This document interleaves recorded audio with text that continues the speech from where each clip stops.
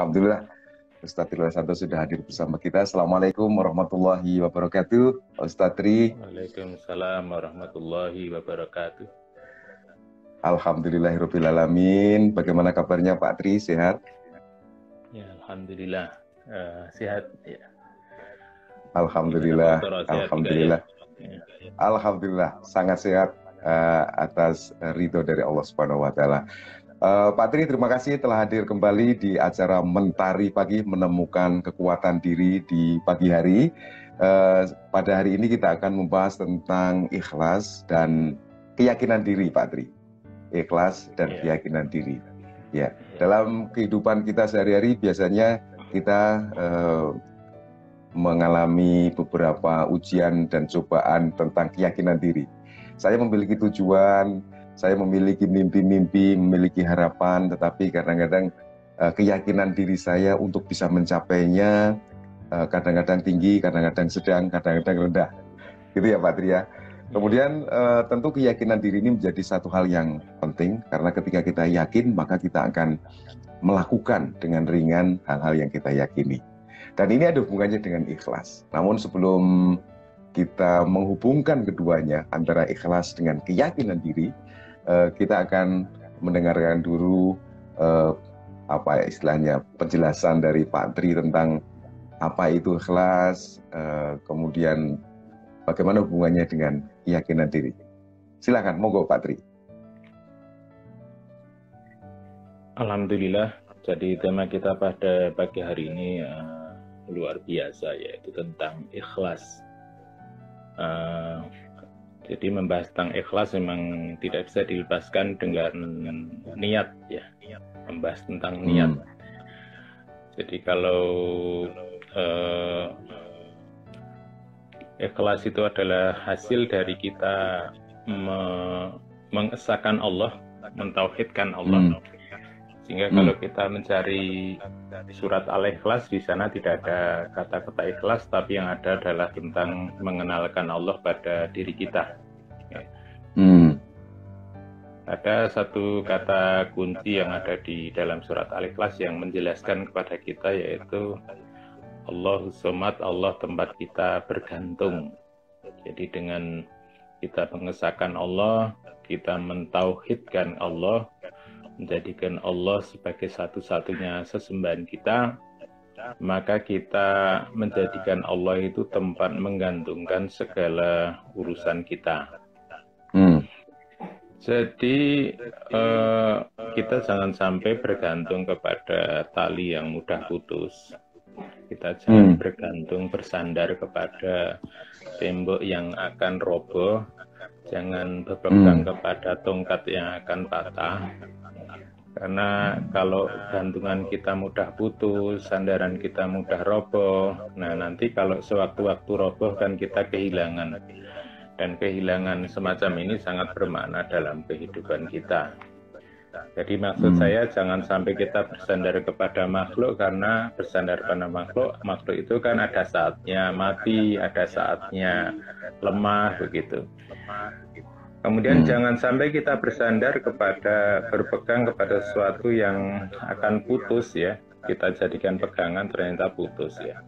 Nah, sehingga kita sandarkan, kita gantungkan harapan kita itu kepada Allah yang Maha Kuasa segalanya, dan Dia tidak pernah mati, tidak pernah menjadi lemah, tidak menjadi ngantuk, begitu.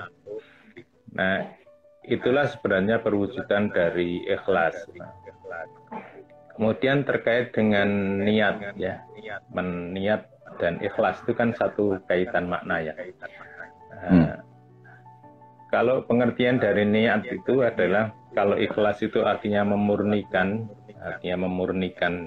diri kita, memurnikan ketauhidan kita, sedangkan niat lebih memiliki pengertian yang lebih dekat kepada aplikasinya, ya.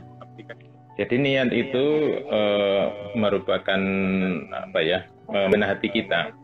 Nah, di situ ada dua pengertian. Yang pertama adalah pengertiannya adalah al-iradah wal qasdu, yaitu kehendak dan tujuan.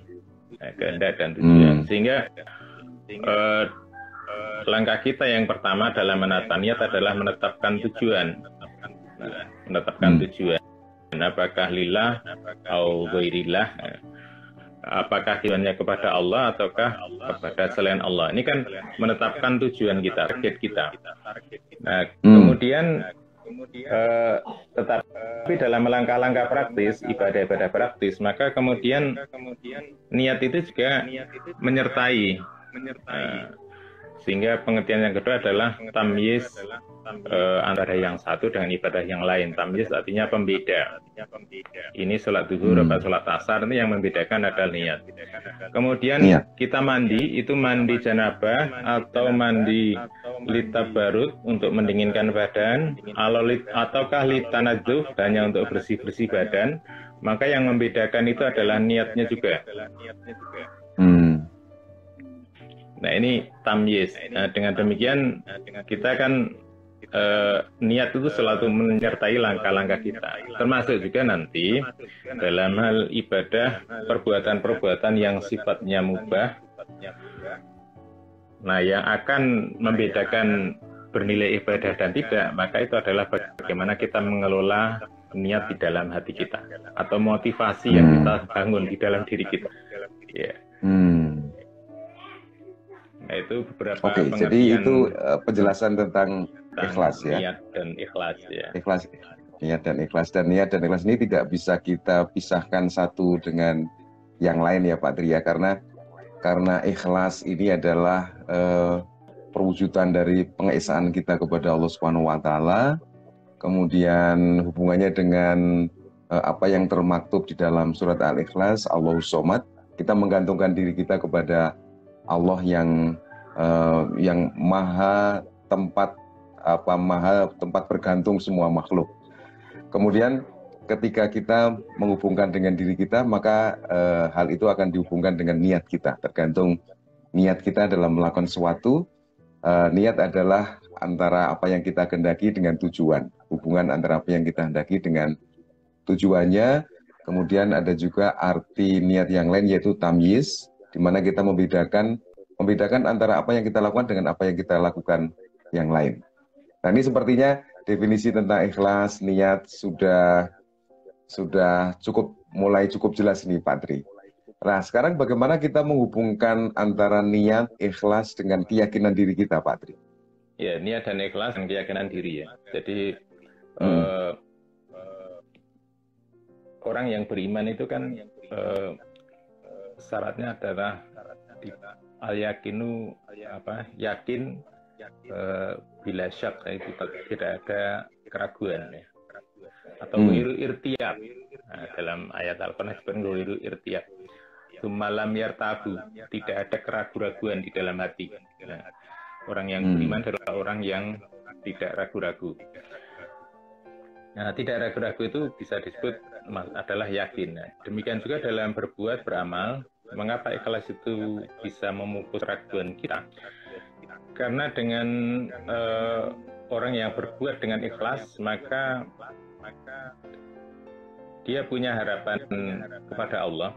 Nah, harapan kepada Allah itu mengalahkan harapan kepada manusia. Oke. Berharap kepada Allah itu kemudian atau kemudian meminimalisir harapan kepada manusia. Orang itu kalau berharap dari manusia itu selalu kecewa. Kepada siapapun ya, kepada istri, kepada anak, kepada orang tua, kepada siapa saja, kita berharap kepada semuanya itu kita akan kecewa. Karena apa saja yang kita lakukan itu bisa saja orang melihat dari sudut pandang yang tidak sesuai dengan yang kita inginkan. Oke. Orang mungkin punya pikiran negatif, itu belum pada tataran orang yang iri hati loh. Orang yang sudah sama-sama baik,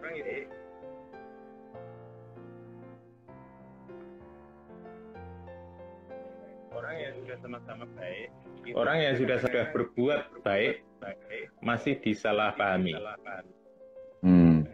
masih salah pahami. Nah ini saya kira nanti juga termasuk kita mengkaitkan antara niat ikhlas itu dengan penerimaan amal itu yang kedua, yaitu sesuai dengan tuntunan Rasulullah.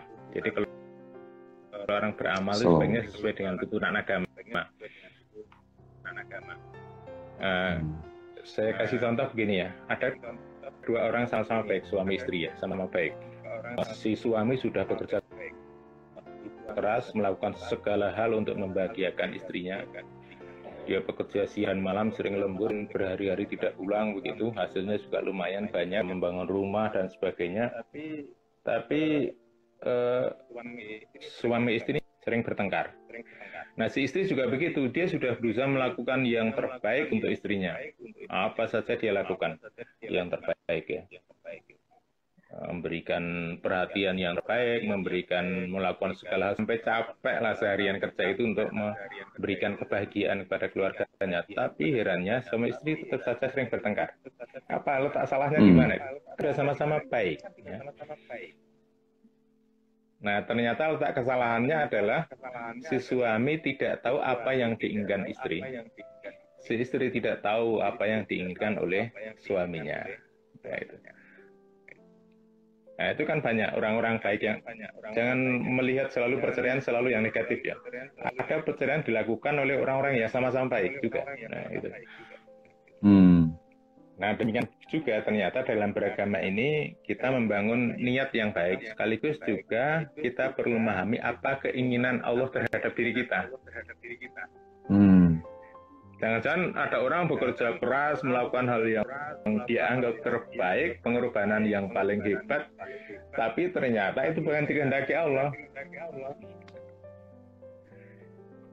Nah, itulah yang menyebabkan perjuangannya, motivasi baiknya tidak mendapatkan kebaikan. Kemudian agama itulah yang memberikan tuntunan-tuntunan, menata niat yang baik diikuti dengan melakukan apa perbuatan yang diinginkan oleh Allah Subhanahu wa Ta'ala.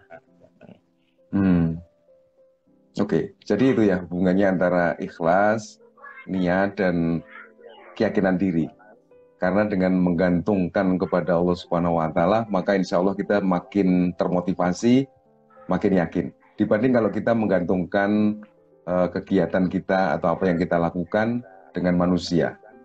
Karena kebanyakan kalau kita menggantungkan kepada manusia, kita akan kecewa.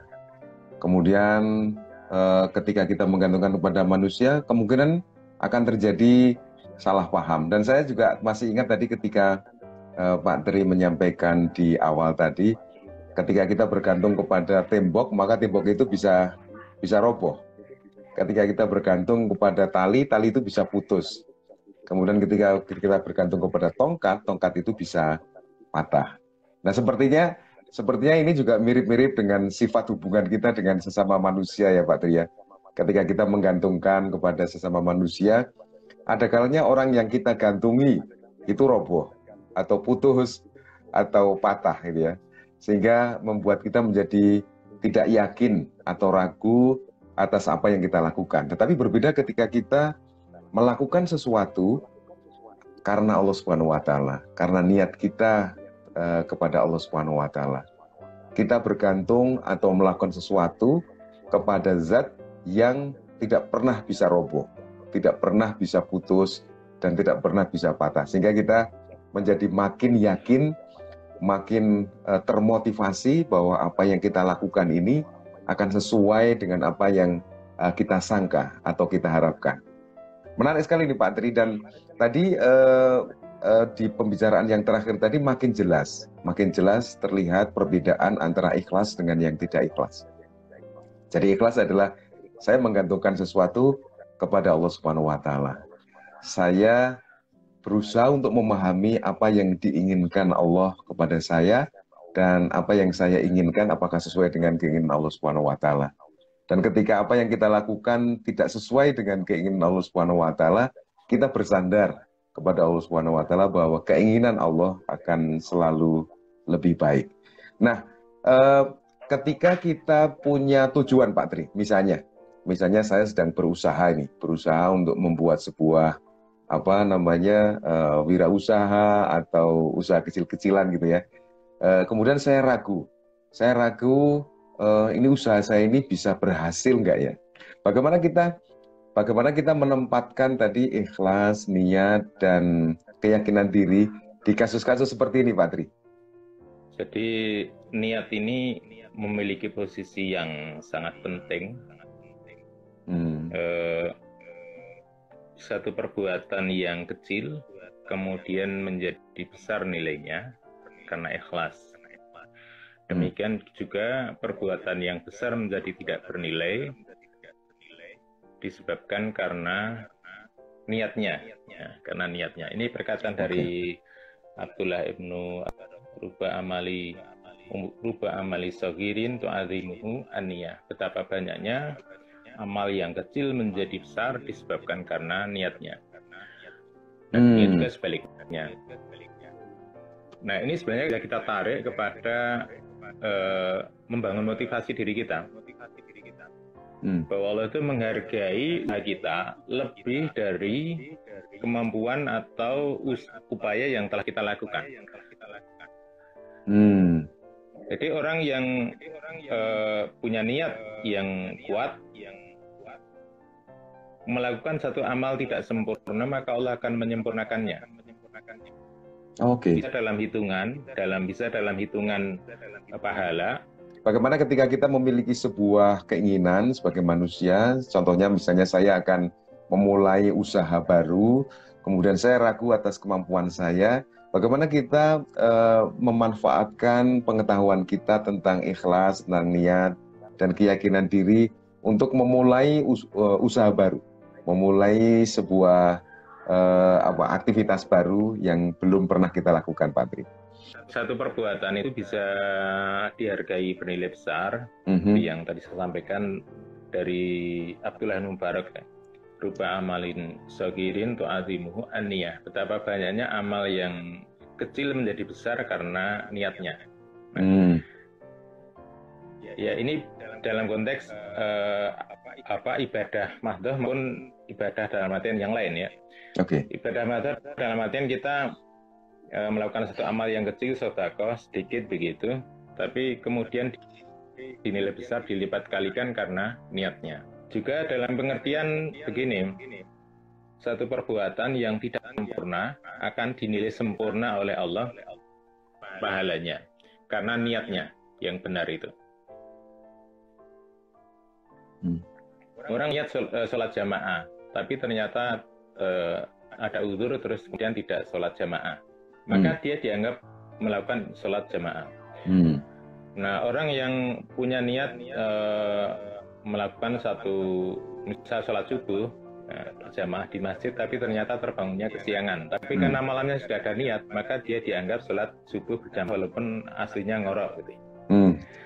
Nah, itu dalam konteks ibadah yang khusus ya, tapi dalam ibadah yang secara umum artinya segala perbuatan kita sebenarnya bisa bernilai ibadah. Nah, itu demikian juga halnya orang yang punya niat kemudian akan disempurnakan walaupun belum melakukan secara sempurna. Nah, ada hadis Rasulullah yang menjelaskan ada manusia itu dibagi menjadi 4 golongan di dunia ini. 4 golongan. Yang pertama adalah orang yang berilmu kemudian bertakwa. Dia tahu kewajiban kemudian selalu berusaha menyambung silaturahim. Nah, kemudian yang kedua ada orang yang maka dia itu adalah bi afdalil manazil, itu di Rasulullah, orang yang paling afdal. Nah, kemudian yang kedua adalah orang yang berilmu tapi tidak kaya. Orang yang berilmu tapi tidak berharta.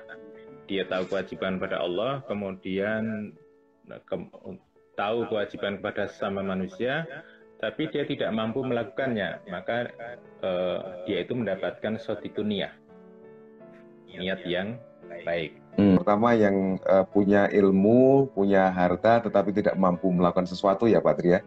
Kemudian yang kedua, orang yang punya ilmu, punya harta, dan melakukan sesuatu, dan ini adalah yang terbaik. Kemudian yang ketiga adalah orang yang tidak punya ilmu tapi punya harta. Dan ini kemungkinan besar hartanya akan dibelanjakan dengan cara yang tidak baik.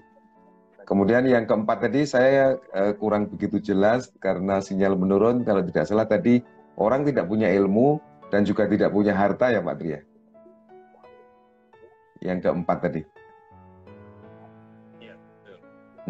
Iya betul. Nah kemudian Rasulullah mengatakan fawizruhuma sawaun, maka dosanya sama. Nah, dosanya sama itu dosa antara yang keempat dan yang ketiga itu sama.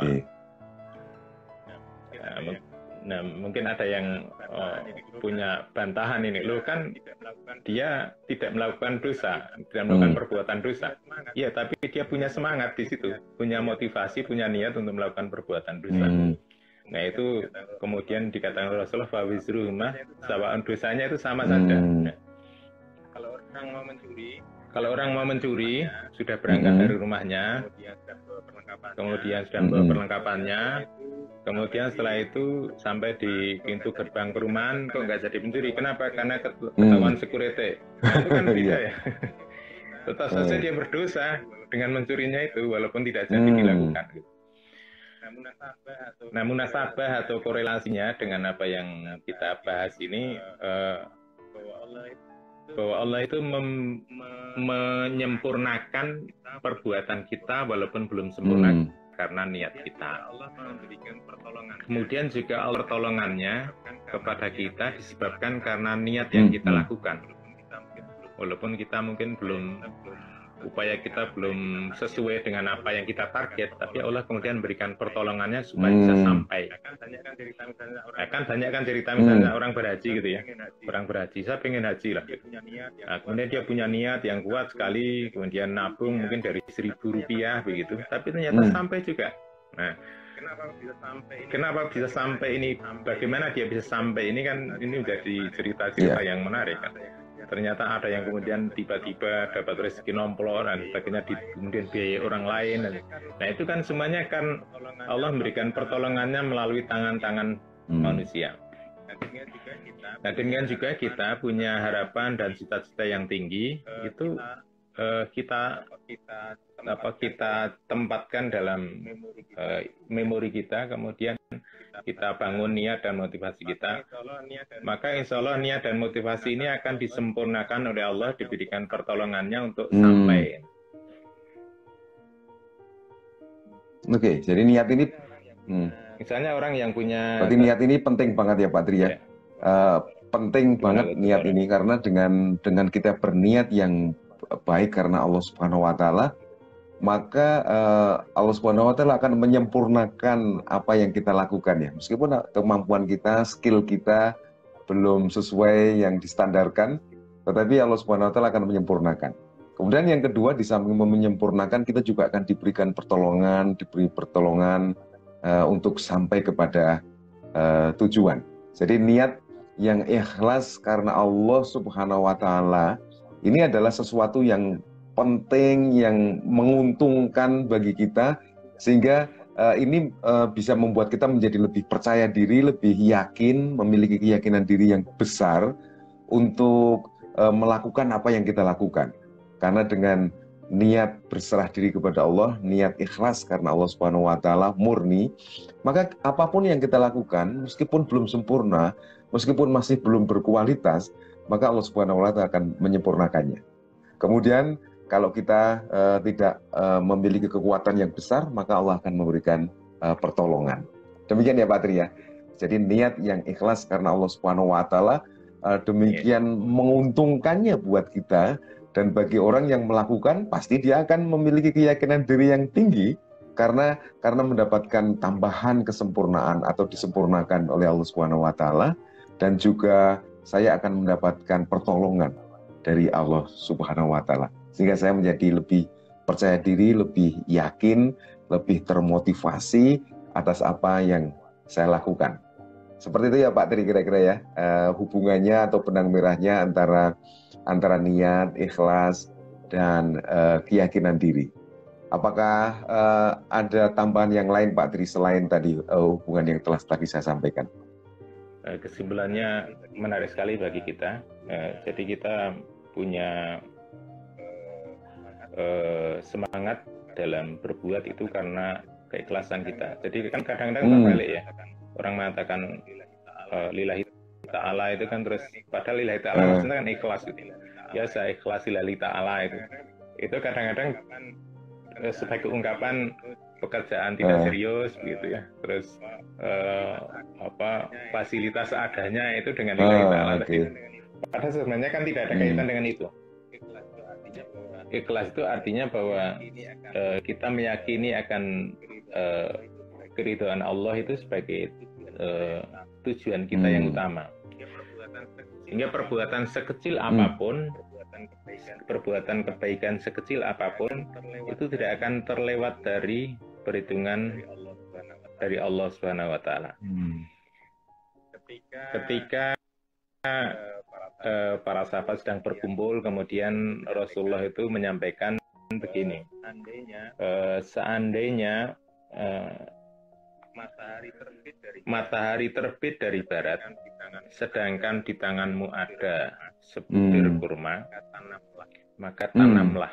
Seandainya matahari terbit dari barat, sedangkan di tanganmu masih ada sebutir kurma, biji kurma untuk ditanam, maka tanamlah.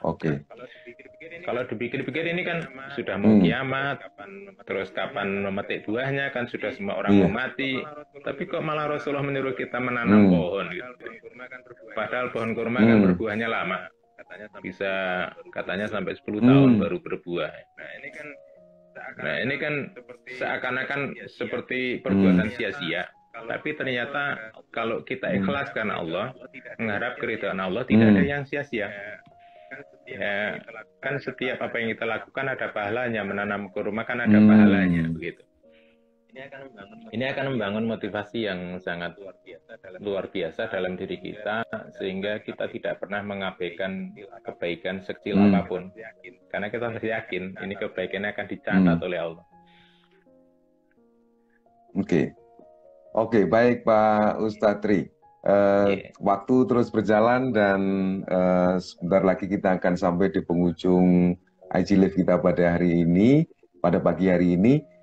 Pak Ustadz Tri, ada kesimpulan apa Pak yang bisa kita tarik dari pembicaraan kita dari awal hingga akhir ini Pak Ustadz Tri, tentang niat, ikhlas, dan keyakinan diri? Kesimpulannya adalah bahwa dengan niat yang ikhlas, maka Allah akan menyempurnakan usaha kita yang belum sempurna, akan menilai sempurna amal kita yang belum sempurna, kemudian akan memberikan pertolongannya kepada kita apabila upaya kita tidak sempurna. Inilah dengan niat dan ikhlas ini kemudian akan melahirkan penghargaan dari Allah yang sangat tinggi kepada diri kita. Kemudian jangan pernah berharap kepada makhluk, tapi berharaplah kepada Allah. Maka niscaya ini akan membangun motivasi dan niat yang kuat dalam diri kita untuk selalu berbuat baik. Oke, jadi kesimpulannya ada dua Pak Tri ya. Yang pertama adalah ketika kita melakukan sesuatu dengan niat yang baik, niat ikhlas karena Allah Subhanahu wa Ta'ala, maka insya Allah Allah Subhanahu wa Ta'ala akan menyempurnakan amal kita atau perbuatan kita yang mungkin sebenarnya belum sempurna. Kemudian ketika kita memiliki niat yang ikhlas, murni hanya kepada Allah Subhanahu wa Ta'ala, maka insya Allah Allah Subhanahu wa Ta'ala akan selalu memberikan pertolongan kepada kita dan memberikan kekuatan kepada kita hingga kita sampai ke tujuan, yang kita kehendaki. Kemudian ketika kita berniat yang ikhlas karena Allah Subhanahu wa Ta'ala, yang perlu kita perhatikan adalah gantungkan segalanya kepada Allah Subhanahu wa Ta'ala, dan jangan gantungkan kepada selain Allah Subhanahu wa Ta'ala. Kenapa? Karena ketika kita menggantungkan kepada selain Allah Subhanahu wa Ta'ala, Sebenarnya kita sedang menggantungkan sesuatu yang tidak pasti, kepada sesuatu yang tidak pasti, dan kepada sesuatu yang tidak memberikan kekuatan kepada kita. Karena tembok bisa roboh, tali bisa putus, dan tongkat bisa patah. Nah, dari logika ini semestinya kita memilih untuk menggantungkan segala sesuatu kepada Allah Subhanahu wa Ta'ala. Dan ketika kita melakukannya, ketika kita melakukan sesuatu dengan niat murni untuk Allah Subhanahu wa Ta'ala, kita juga mendapatkan banyak manfaat atau banyak keuntungan. Yang pertama adalah kita akan disempurnakan apa yang kita lakukan, meskipun mungkin apa yang kita lakukan ini belum sempurna. Kemudian Allah Subhanahu wa Ta'ala juga akan selalu memberikan pertolongan dalam bentuk sumber daya sehingga kita sampai kepada tujuan kita. Nah, teman-teman semua, para pemirsa, terima kasih atas kehadirannya. Di penghujung dari IG Live ini, kita bisa membuat beberapa pertanyaan.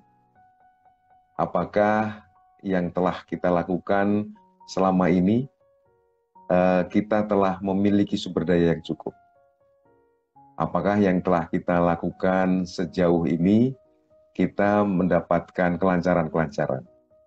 Apakah yang telah kita lakukan sejauh ini mendapatkan kebahagiaan-kebahagiaan? Nah, kalau jawabannya adalah belum, mungkin ada alternatif solusi yang bisa kita tempuh. Mungkin kita mulai perlu mengoreksi apa yang kita lakukan, apapun yang kita lakukan, sekecil apapun yang kita lakukan, apakah telah kita tujukan murni hanya untuk Allah Subhanahu wa Ta'ala, atau apa yang kita lakukan kita tujukan kepada selain Allah Subhanahu wa Ta'ala. Semoga dengan keyakinan, kesadaran baru bahwa apa yang kita lakukan adalah hanya semata-mata untuk Allah Subhanahu wa Ta'ala, tempat kita bergantung satu-satunya. Semoga kita selalu mendapatkan kekuatan, selalu mendapatkan pertolongan dari Allah Subhanahu wa Ta'ala. Dan pertolongan dari Allah Subhanahu wa Ta'ala, kekuatan itu insya Allah akan membuat kita makin percaya diri, makin memiliki keyakinan diri bahwa apa yang kita lakukan insya Allah akan sampai kepada tujuan kita, apa yang kita harapkan. Kalaupun toh kita belum sampai dan Allah Subhanahu wa Ta'ala punya keinginan lain, maka kita juga meyakini bahwa apa yang terjadi adalah yang terbaik buat kita. Karena yang menurut kita baik, belum tentu menurut Allah Subhanahu wa Ta'ala baik. Dan bagi orang yang ikhlas, segala sesuatunya bergantung pada Allah, murni hanya kepada Allah, mereka selalu yakin bahwa yang telah diberikan oleh Allah Subhanahu wa Ta'ala kepada kita adalah sesuatu yang paling baik. Baik teman-teman dan Pak Tri, terima kasih telah membersamai proses kita pada hari ini di Mentari Pagi, menemukan kekuatan diri di pagi hari. Dan semoga kekuatan yang kita dapatkan pada hari ini, yaitu sebuah strategi baru dengan niat yang ikhlas kepada Allah Subhanahu wa Ta'ala, insya Allah kita akan mendapatkan sumber daya baru.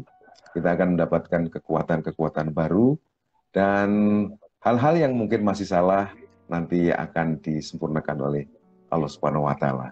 Kemudian sekali lagi, untuk mendapatkan hal itu, mari kita mulai untuk selalu menunjukkan atau meniatkan apa yang kita lakukan murni karena Allah Subhanahu wa Ta'ala.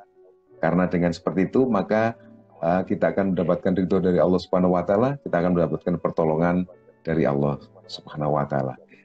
Sekali lagi Pak Tri, terima kasih atas kehadirannya di pagi hari ini. Semoga Pak Tri sekeluarga selalu sehat walafiat dan sukses. Ya, meskipun sinyal kurang stabil, tetapi alhamdulillah kita mendapatkan esensi dari perbincangan kita di pagi hari ini, Pak Tri. Semoga kita semua selalu sehat walafiat, selalu mendapatkan kesadaran bahwa apapun yang telah kita lakukan, apapun yang sedang dan akan kita lakukan, selalu kita tujukan hanya untuk Allah Subhanahu wa Ta'ala, dan dengannya maka kita akan mendapatkan keyakinan diri yang kuat untuk mencapai apa yang kita harapkan. Terima kasih sekali lagi Pak Tri, teman-teman semua, terima kasih atas kehadirannya, dan mohon maaf bila ada yang kurang berkenan. Wabillahi taufik wal hidayah. Wassalamualaikum warahmatullahi wabarakatuh.